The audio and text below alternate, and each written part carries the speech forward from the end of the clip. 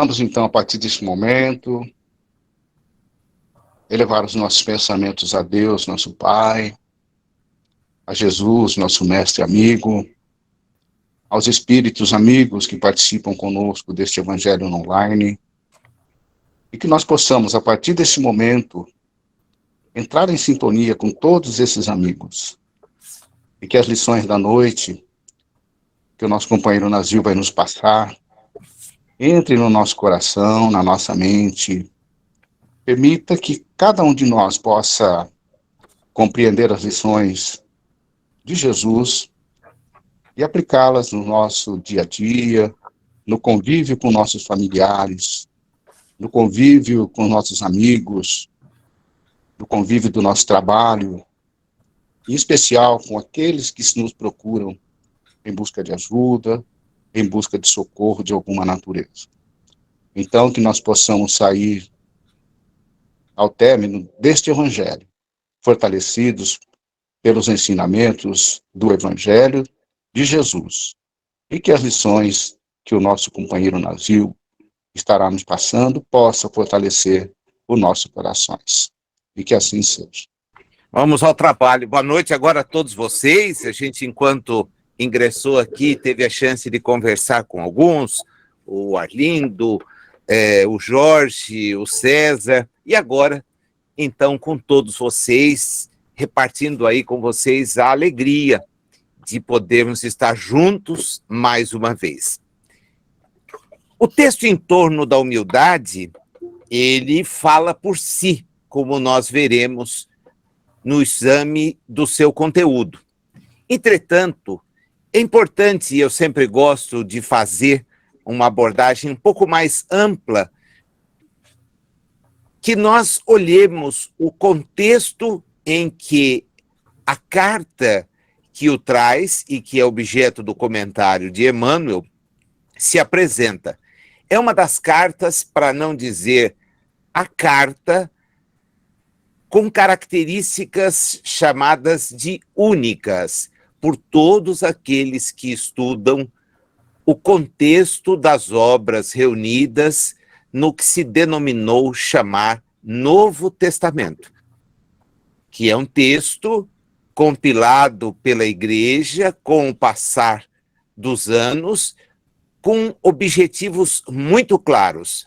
O interessante é que esta carta, e aí está a sua característica única, ela não é uma carta, em primeiro lugar, muito extensa, são 108 versículos, ela contém uma abordagem do ponto de vista ético, que é também muito destacada por quem a analisa.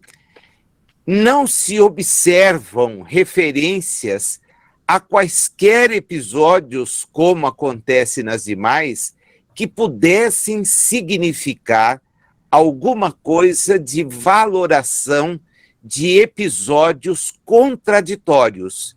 Por exemplo, não há uma linha sobre paixão, nem sobre ressurreição, nem sobre morte, e muito menos sobre salvação. Características presentes nas demais cartas, sejam as egressas de Paulo, ou atribuídas a ele, sejam as demais, que compõem esse conjunto que foi reunido por estudiosos, porque estes estudiosos entenderam que tais cartas referendavam a mensagem de Jesus. É interessante porque Tiago faz um verdadeiro manual de ética para o cotidiano de todos nós. E ele dirige esta carta, como nós veremos, a todos aqueles que estavam na chamada diáspora, isto é, expulsos de Jerusalém e do território da Palestina por imposição de dominadores. É muito interessante. Há um detalhe curioso que diz respeito a uma certa animosidade de Martim Lutero depara com esta carta. Lutero entendia que ela era uma chamada, ele assim a denomina, curiosamente, né? Carta de palha. Isto é, ela não tem nenhuma valoração, ele não a considerava. E os intérpretes, não Lutero, né, mas os intérpretes dessa sua aparente animosidade, vão justamente mostrar que estava no capítulo 2, versículo 17, a razão para que Lutero não gostasse da obra. Porque Tiago é frontalmente contrário àquilo que Lutero afirmava ser o necessário, a fé. E Tiago afirma claramente: fé sem obras não é nada.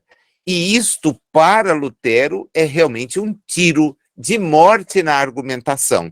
Nós temos que entender o contexto pelo qual cada um deles se manifestou, no qual cada um deles se manifestou. Porém, é um detalhe muito interessante, porque é clara essa posição. Tanto tem relevância que nesse 2,17, o versículo do capítulo de número 2, para ele, Emmanuel escreve 5 textos interpretativos. Para esse que nós estamos analisando hoje, ele oferece 3. Está aqui na obra O Evangelho segundo Emmanuel, as referências a esses textos. Nós temos um comentário em Caminho, Verdade e Vida, temos este que vamos examinar hoje, e há um terceiro publicado no Segue-me, de Oclarim, que é uma reprodução de um texto que saiu em 1971 no Reformador. Tudo isso é interessante porque nós temos que ver o trabalho do exegeta. Qual a razão pela qual ele escolhe um texto e comenta esse texto mais uma vez? Com o título Em Torno da Humildade, nós vamos encontrar 2 mensagens de Emmanuel. Esta, que a gente vai analisar, o mesmo título, tá? Em Torno da Humildade. E um outro inserido no livro Encontro Marcado, totalmente diverso. O título é o mesmo, mas a argumentação é diferente. Lá ele não usa nenhum link com textos de natureza bíblica, o que ele faz aqui bem particularmente. Quem seria o autor dessa carta? É uma discussão sem resposta. Existem nos textos dos evangelhos 4 pessoas denominadas como Tiago. O irmão de João Evangelista, que é filho de Zebedeu. O filho de Alfeu. Um suposto irmão de Jesus, que também não é aceito por muita gente do ponto de vista da teologia, e os motivos a gente nem precisa comentar aqui. E ainda um Tiago, pai do apóstolo Judas, não Iscariotes, que tem também uma carta que aparece no texto do Novo Testamento, carta esta comentada por Emmanuel em mais de uma vez. Na visão de Emmanuel, e nós encontramos isso em Paulo e Estevão, o Tiago da carta é o filho de Alfeu, alguém que viveu em Jerusalém e dali não saiu. De certa forma, o texto que a gente encontra para ser analisado reporta a essa circunstância.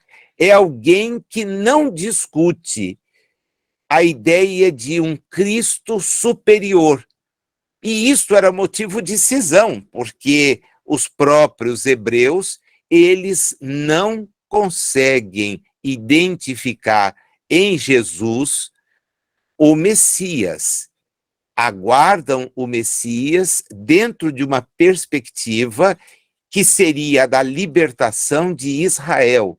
E ainda que estejamos no século 20 depois da vinda de Jesus, Ele é referenciado e reverenciado por todos eles como um grande profeta, mas não é aquele prometido dos textos sagrados, que são os textos por eles observados e que estão reunidos no documento chamado Torá.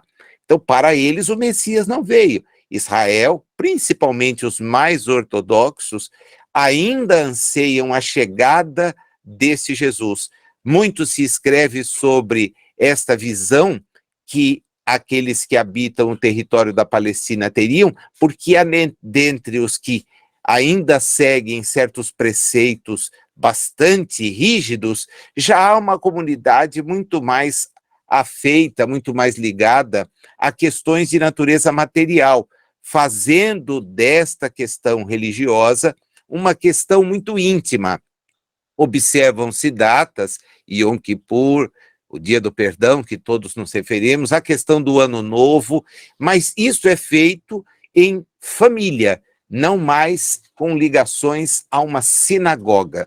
Todas essas considerações são interessantes, porque a gente tem também uma dificuldade adicional, que é a tradução da palavra Jacob para o inglês, que nos trouxe Tiago. É uma questão muito séria essa, porque a nomenclatura, esse nome, reportaria mesmo alguém que se preocupa como sendo uma das tribos de Israel.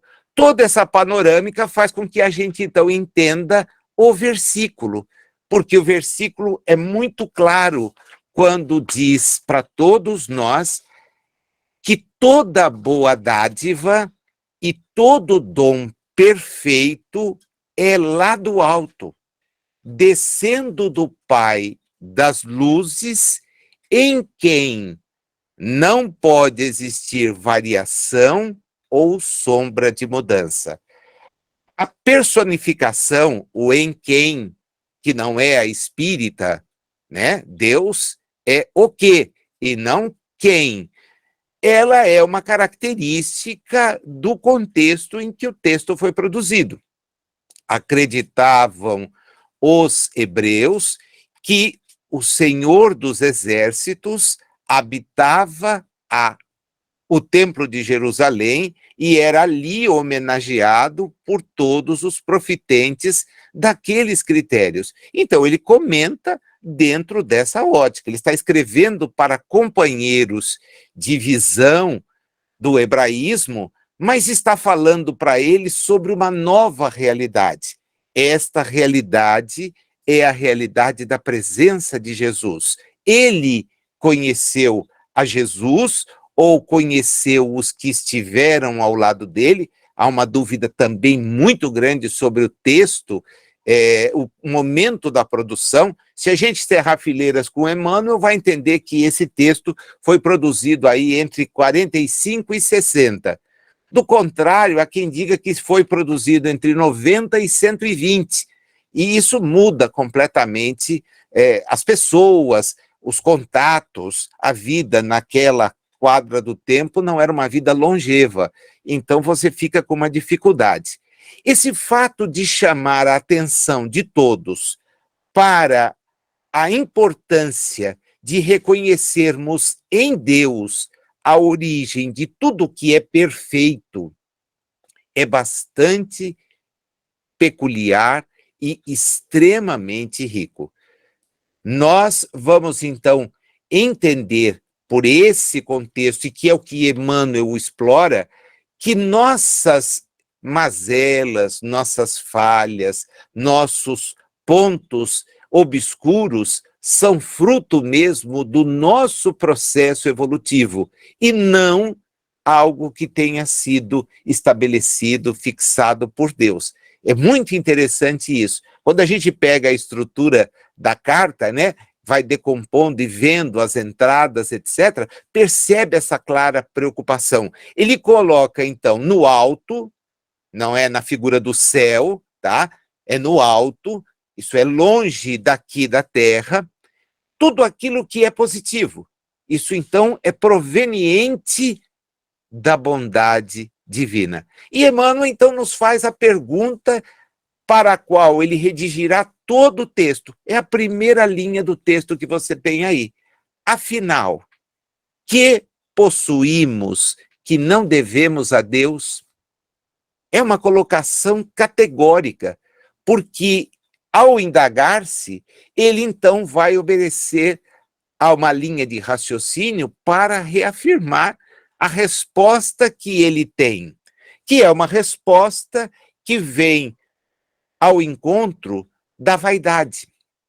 Ela vem derrubar qualquer sentimento que tenhamos em nós de que somos, primeiro, superiores a quem quer que seja.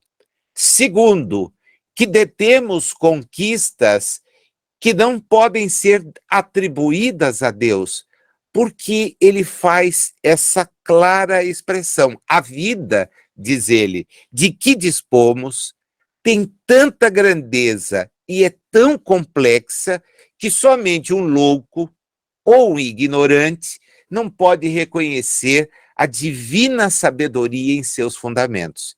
Vejam vocês que é um reforço à ideia desta inteligência suprema, dessa causa primeira, que é a ideia espírita. Não mais um Deus que tem protegidos, um Deus que tem escolhidos. Não, não. Todos estão em pé de igualdade e todos precisam reconhecer que, por mais que se estude, se analise, nós não sairemos de uma conclusão. Há uma base inteligente que não é a nossa. É aquela resposta que os espíritos deram a Kardec. Você quer explicar isso? Usa um axioma. Todo efeito inteligente provém de uma causa inteligente. Olhe aquilo que está à sua volta. Se não for obra do homem, só pode ser dessa inteligência que é superior. E nós temos esse exemplo no dia, né? Nós olhamos a lua, à noite, as estrelas. Durante o dia, temos o reflexo das luzes solares. Quem criou isto? Uma parte daqueles que se dizem sábios, e aqui a gente tem que colocar mesmo entre aspas a ideia de se considerar sábios, entende que isso é obra do acaso. Mas que acaso é esse que se repete todos os dias? Que mantém uma perenidade e que permite à própria ciência guiar-se por tais informações? É uma coisa muito difícil de sustentar. Mas talvez a vaidade venha a fazer com que aquele que enuncie uma situação assim queira se considerar acima dos demais. Mas é um sinal, e vou repetir Emmanuel, né? Ou de loucura, ou de uma ignorância a respeito do que é efetivamente profundo. Ele então começa a nos pedir a atenção. Dá uma olhada naquilo que você tem à sua volta no mundo. E é o mundo físico a que ele se reporta. Tá? Ele não nos convida a um olhar de natureza espiritual. Ele nos pede para ser racionais. É muito interessante quando Emmanuel assume essa conduta. Muita gente, às vezes, o critica por ver nele, em certas expressões, um apelo ao extracorpóreo. Mas é interessante que em muitos e muitos textos, ele age como fez aqui agora. Dá uma olhadinha para o seu corpo. Presta atenção. Esse corpo chegou até você através da doação genética daqueles que te precederam. E é uma verdade. A ciência, isto nos instrui. Olha aqueles que te permitiram ter esse corpo, os seus familiares, eles são um apoio que você recebeu por empréstimo. E qualquer um de nós sabe que nossos pais foram mesmo, e são, quando ainda reencarnados, o apoio que tivemos para estar de volta à reencarnação. A inteligência que temos é fruto do nosso esforço? Sim, mas presta atenção em como ela se condiciona a determinados fatores de expressão. Ela está presente, inclusive, nos seres que nos circundam. Quem de nós, eu fazia referência antes de abrir aqui o nosso encontro, ao meu companheiro de jornada aqui nesses últimos anos, o Rod, o cachorrinho que nos traz alegria e às vezes aborrecimento aqui em casa, e nós percebemos a inteligência, a observação, o aprendizado. Veja que a inteligência é algo que nós vamos nos admirando de admirar. O ar é patrimônio de todos, não é faculdade de uns, mas está presente para todos. As conquistas da ciência, tão enaltecidas, diz Emmanuel, são relativas demais, porque o que era ciência no século XX já tem muito questionamento no XXI. E a do XXI acaba sendo questionada não em relação a século, mas em relação a anos, quando não a meses, porque todo o conhecimento produzido alarga o horizonte, alarga a compreensão. Ele pede que nós prestemos atenção na saúde física. Ela nos é dada em regime de comodato. O comodato é um instituto jurídico que tem ligação com a graciosidade. Você recebe por dádiva, por concordância de alguém para usar. Usar porque aquela pessoa presentemente não necessitará daquele bem, mas é algo que pode sair. Tem prazo. No nosso caso, a saúde tem um prazo de validade, né? Basta o abuso para que ela desapareça. E dizia a fortuna. Puxa, a fortuna é algo tão precário que nós temos até ditados. Um deles diz: pai rico, filho nobre, neto pobre. O que significa que não chegará numa geração futura aquilo que não for empregado com prudência, com sabedoria.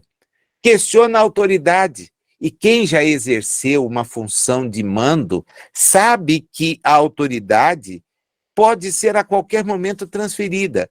Basta que o sujeito não se revele cuidadoso, cioso dos seus deveres enquanto autoridade, investido de algum poder.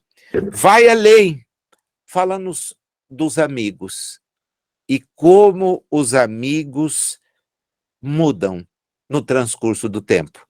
Dificilmente nós reencontramos com aqueles que foram nossos primeiros amigos. A primeira questão é em decorrência da idade. Quanto mais os anos avançam, nós vamos constatando perdas. E aqueles que nos acompanharam na escola, foram os nossos colegas de turma, nós não os reencontramos. E quando isto se dá, nós temos tanta dificuldade em identificar aquela imagem que era infantil com a dos senhores, das senhoras que hoje ostentam ou não os cabelos brancos sobre a cabeça, que fica difícil você dizer, puxa, mas era mesmo fulano? Será que é? Eles são sempre renovados, porque vamos trocando de posições. E aí, então Emmanuel diz, essas posições são frequentemente fruto de uma prestação de serviço e estão ligadas a um processo evolutivo. A evolução nos coloca novas responsabilidades no caminho. Até mesmo os nossos adversários. Olha que coisa interessante, né? Onde ele coloca os adversários que são amigos, entre aspas, portadores de preciosos avisos, porque nos alertam onde estamos pisando na bola, eles também são substituídos. Minha avó costumava dizer que não há mal que para sempre perdure. E às vezes aquele sujeito que nos incomodou tanto numa certa quadra da vida, desaparece, pelas razões que não importa aqui a gente analisar. Mas vamos trocar. Mas eu estou livre então. Nem sempre. Nós vamos ter outros que vão nos colocar questões, vão nos fazer oposição, tudo de molde a que saibamos aproveitar aquilo.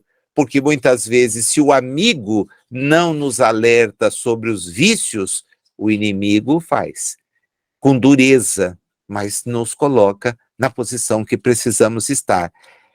E diz por último, talvez para nós espíritas, algo bastante constatado, né? Não sei se o César ainda está conosco, eu estou longe da tela, mas o César, enquanto mantinha as atividades do brechó, sabia que os objetos de uso pessoal das pessoas iam de mão em mão e chegavam até nós sem que nós soubéssemos aqueles que o haviam usado. A gente até podia identificar épocas, mas quantas pessoas se esforçaram, se empenharam para deter por pouco tempo aqueles objetos que agora circulam. É às vezes, como no brechó, no brechico, de maneira positiva, porque saíam de guarda-roupas entulhados para corpos não convenientemente cobertos. Isso é positivo, né? Mas os objetos circulam.